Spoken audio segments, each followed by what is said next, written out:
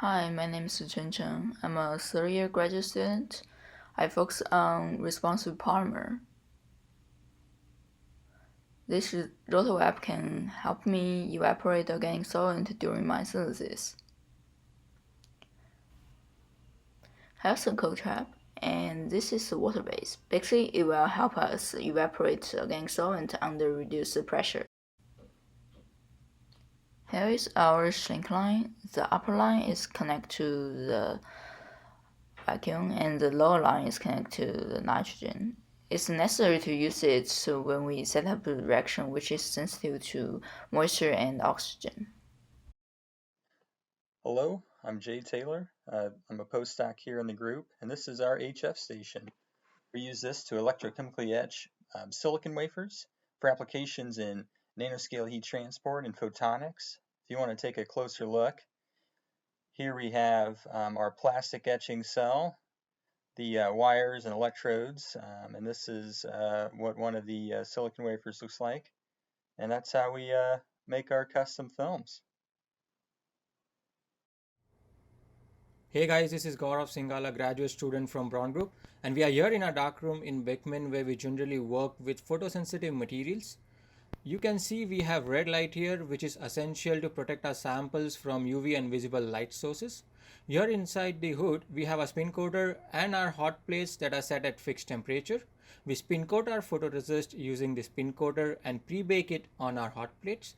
Once they are pre-baked, we take them to the right equipment to expose them at required wavelengths. Then we bring our samples back to this room to the development hood, where we use the right developers to develop our patterns. Hey guys, this is Gaurav Singhal, a graduate student in Braun Group, and we are here in our laser lab in Beckman. Here we have our NDYVO4 laser. It is a 532 nanometer wavelength green laser, and we use this laser for a process called interference lithography, where we split the laser beam into multiple beams and control the polarization and phase of each beam using different optical components, and we allow the laser to interfere within our photoresist volume. Depending on the interference pattern, we can get different structures inside a photoresist, which we take back to our darkroom to develop. Hi, my name's Nathan. I'm a third-year grad student in the Braun Group, and my research revolves around deposition methods for silicon as nanomaterials for lithium-ion batteries.